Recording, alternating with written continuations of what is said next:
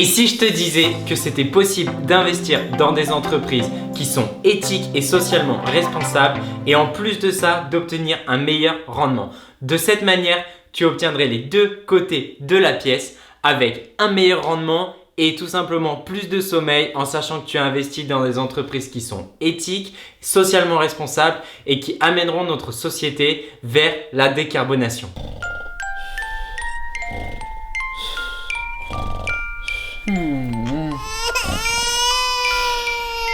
Bon retour sur la chaîne mon ami, et si tu es nouveau ici, bienvenue à toi. Moi c'est Yann, je suis un bon gros geek de la finance et des investissements boursiers. Le but de cette chaîne c'est d'apprendre à n'importe qui comment on peut utiliser les marchés financiers pour multiplier son capital au fur et à mesure que le temps passe.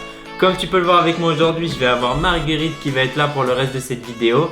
Tout simplement parce que je vais essayer de te prouver aujourd'hui que tu peux investir éthiquement en bourse et qu'en plus de ça, tu vas probablement avoir des retours plus importants. Pas mal, non? Le sujet d'aujourd'hui, il est extrêmement important pour moi. Je viens d'une petite île qui s'appelle la Nouvelle-Calédonie à l'est des côtes australiennes et j'ai vraiment vu l'impact du changement climatique sur mon île avec la montée des températures, la montée du niveau de l'eau, le manque de poissons et bien entendu la destruction des coraux. Bref, le paquet entier vraiment des conséquences du changement climatique. Lorsque les individus pensent à la bourse, ils se disent « c'est la base du capitalisme, on ne peut pas investir éthiquement en bourse ». Donc si tu as des valeurs éthiques, tu te poses probablement la question « est-ce que c'est possible d'investir éthiquement en bourse et est-ce que je vais pouvoir dormir tranquillement la nuit sachant que j'investis sur les marchés financiers ?» On va répondre à ces questions, c'est parti! Si tu as tout suivi sur la chaîne jusqu'à maintenant, tu sais que si tu travailles dur, que tu dépenses moins d'argent que ce que tu gagnes et que tu investis le reste comme un bon investisseur canapé dans quelque chose comme le S&P 500 par exemple, tu vas multiplier ton argent plusieurs fois au fur et à mesure que le temps passe au fil des années et tu vas acquérir ton indépendance financière beaucoup plus rapidement. Tout ça, c'est bien beau, mais voilà pourquoi est-ce que moi personnellement, je peux pas faire ça. La réalité d'un investissement qui reproduit les performances d'un indice comme le S&P 500, c'est que l'argent que vous allez investir dans cet indice, il va être réparti dans les entreprises en fonction du poids de chaque entreprise dans l'indice. C'est-à-dire que, par exemple, si Apple fait aujourd'hui, je ne sais pas, 6% du S&P 500, si vous investissez 1000 € dedans, vous allez avoir 60 € qui va être investi dans l'entreprise Apple. Ça, c'est bien beau si jamais c'est Apple et si vous pensez qu'Apple est une entreprise éthique.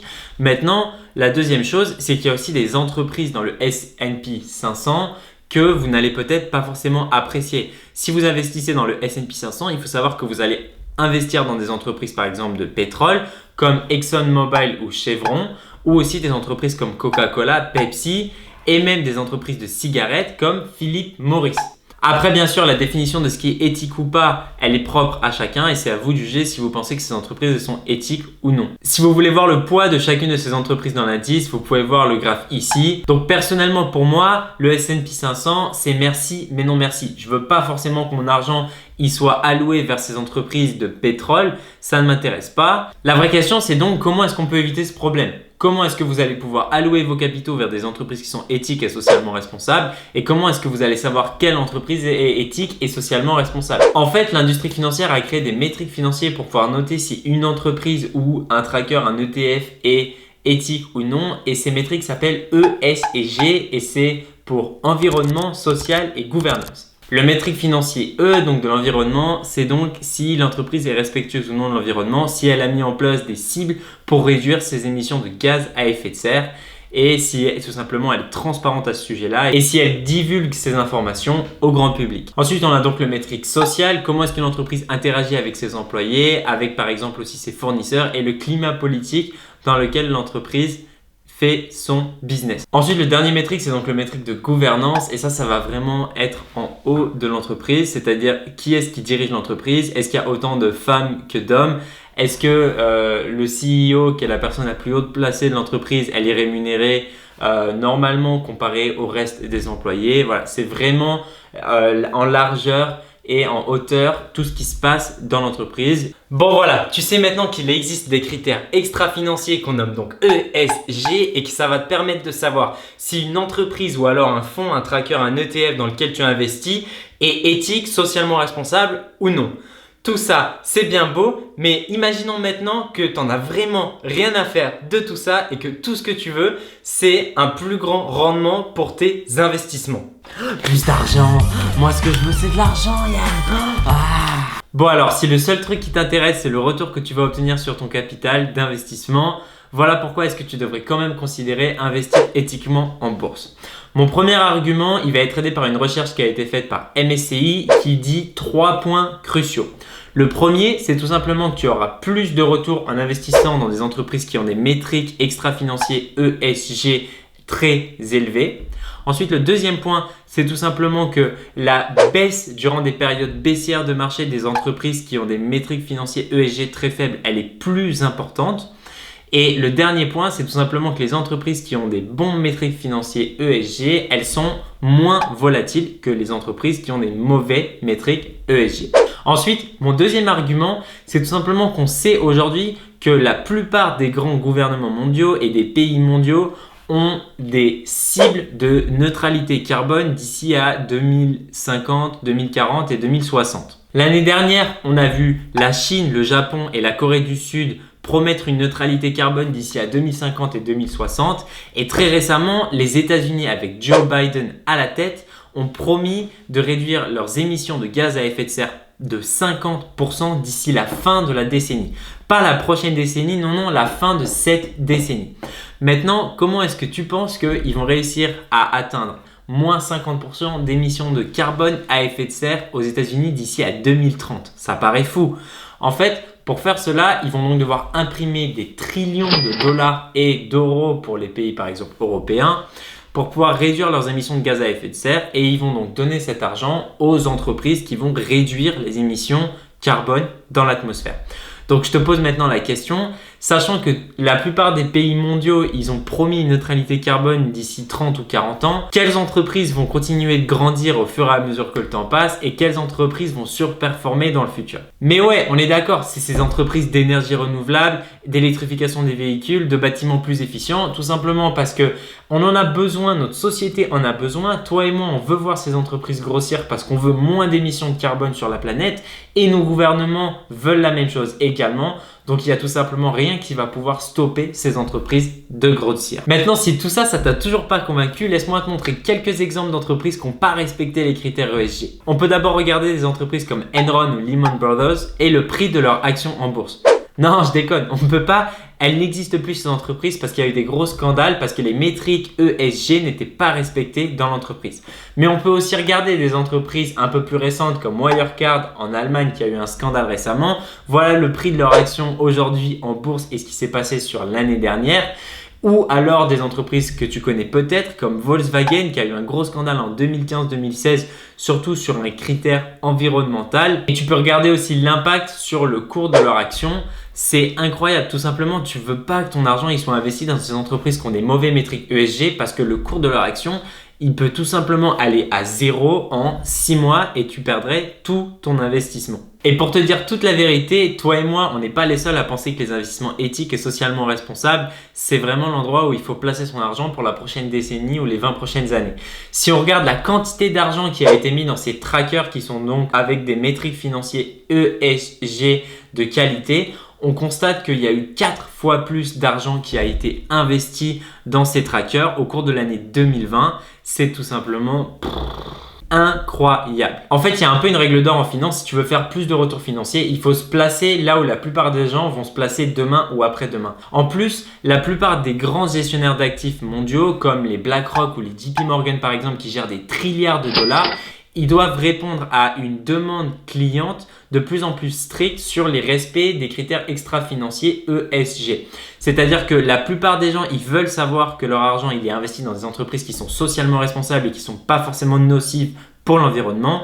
Et donc, tous ces gestionnaires d'actifs, ils mettent un peu l'argent dans les mêmes entreprises et c'est pour ça qu'on voit le cours de ces entreprises qui sont socialement responsables et éthiques continuer à monter en bourse. Et honnêtement, personnellement, moi je pense que c'est vraiment que le début. Maintenant que ça c'est dit, Comment est-ce que tu vas aller chercher ces critères ESG extra-financiers? Comment est-ce que tu vas savoir si une entreprise a des critères extra-financiers ESG de qualité ou non? Et si tu es un investisseur passif, comment est-ce que tu vas aller regarder les critères ESG de ton tracker ou du fonds dans lequel tu veux investir? Je vais te présenter ici deux solutions qui sont assez simples. Laisse-moi te montrer comment ça marche. Alors voici les deux techniques pour obtenir les critères extra-financiers ESG. Donc ouvrez Internet, dans Google, tapez MSCI. Ensuite, vous allez pouvoir prendre le premier lien ici. Donc, ce premier site ne sera malheureusement que en anglais, mais vous allez vouloir aller dans Solutions, ESG Investing, ESG Fundraising. Et là, vous allez ouvrir une page où vous allez pouvoir chercher donc tous les fonds et leur notation ESG. Ils ont aussi 8000 entreprises qui sont notées et vous pouvez aussi télécharger l'application mobile. Donc par exemple ici, si je veux savoir les critères extra-financiers du tracker faux qu'on a recommandé dans notre vidéo sur les meilleurs 5 investissements passifs, donc on va avoir donc l'Invesco, je clique dessus et ensuite je vais donc obtenir les classements extra-financiers. Ici noté AA, on voit que le classement il va de CCC à AAA en leader et il est noté donc 91e sur 100. Donc ça c'est le premier moyen d'obtenir les métriques extra-financiers et c'est le plus complet. Le second moyen, vous pouvez donc ouvrir une nouvelle page, taper Google et aller sur yahoofinance.fr. Cliquez sur le premier lien ici qui apparaît. Ensuite, sur cette page, vous allez vouloir aller chercher par exemple une entreprise particulière. Si vous voulez savoir les critères extra-financiers de Microsoft, vous pouvez taper Microsoft. Ici, vous pouvez aller dans l'onglet durabilité. Et dans l'onglet durabilité, vous allez donc avoir les risques ESG qui sont liés à l'entreprise. Ces risques sont notés de 1 à 10 pour le risque environnemental, le risque social et le risque de gouvernance. Et vous allez avoir une note moyenne totale qui va de 1 à 100, 1 étant le plus faible et 100 étant le plus important. Ici, on voit donc que le risque environnemental pour Microsoft est très faible et la moyenne de risque ESG de l'entreprise est de 15 sur 100. Maintenant que tout ça c'est dit, là tu commences peut-être à dire ok, je crois que je commence à comprendre, mais Yannou, je suis toujours pas sûr comment est-ce qu'on fait pour investir éthiquement ou non en bourse et comment je vais pouvoir le faire. Pour faire cela, il faut que moi je sache si tu es un investisseur passif ou un investisseur actif.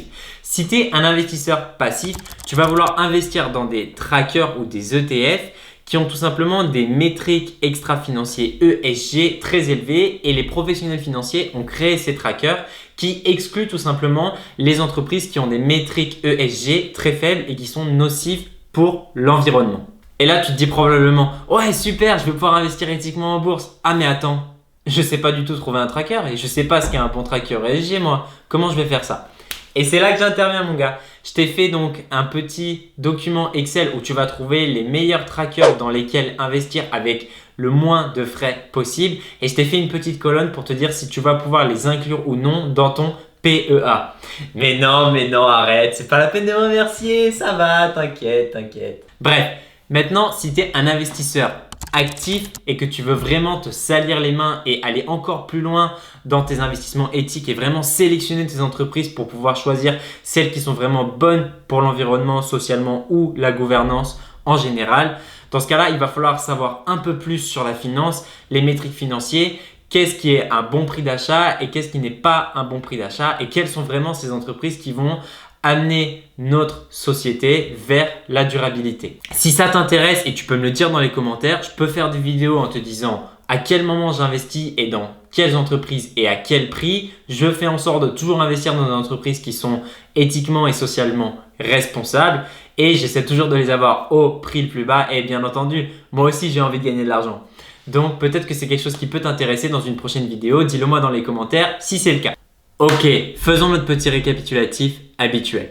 Est-ce que c'est possible d'investir éthiquement en bourse et socialement responsable?